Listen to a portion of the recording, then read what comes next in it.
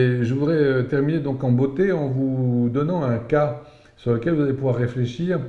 Je vous mettrai les fiches tout à l'heure sur Internet pour que vous les ayez sur le forum, de sorte que vous pourrez argumenter la discussion et voir quel est le médicament que Adolphe Lipp a prescrit devant le cas de ce jeune garçon dont on va parler maintenant.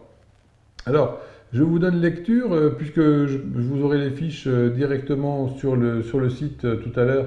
Vous pourrez juste pour maintenant prendre les notes déjà de ce qui va vous frapper. L'idée, c'est que ça me semble bien que vous ayez comment dirais-je, l'énoncé des symptômes en prenant l'habitude de bien vous poser tranquillement, de dire qu'est-ce qu'il raconte et qu'est-ce qui me frappe, qu'est-ce qui va être étonnant dans cette affaire ou non.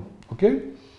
Alors, c'est un jeune homme de 16 ans qui me consulte, dit Lipp, avec son père le 20 avril 1878, 78 si vous préférez. Voici le cas.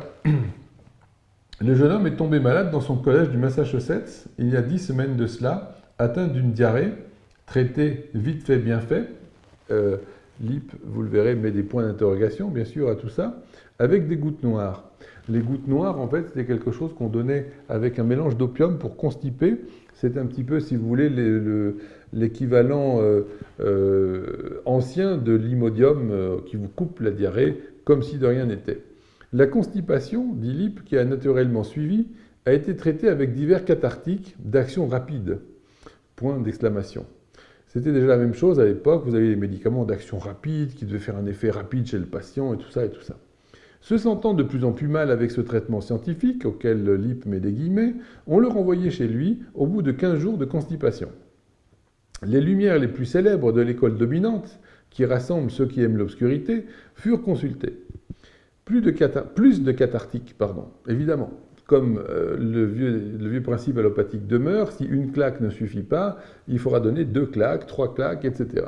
Et comme ce jeune homme en pleine croissance était, je cite, en train de décliner rapidement, expression favorite de ces hommes cultivés qui ont l'habitude si caractéristique de cacher leur ignorance sous des vocables compliqués, il fallait le fortifier grâce à l'usage en alternance du sulfate de quinine et de ferrum sous formes diverses. Malgré ce traitement, il commençait à avoir une très vilaine toux et avec de violentes céphalées. Il perdit l'appétit, devint insomniaque et devenait chaque jour plus faible. Pendant 10 semaines, on l'avait dosé secundum artem, ça veut dire suivant les règles de l'art. Et chaque jour, son cas a empiré. C'était un fils unique et les parents s'alarmèrent et ne trouvant aucun bénéfice du traitement, décidèrent de voir ce qu'on pouvait faire avec l'homéopathie.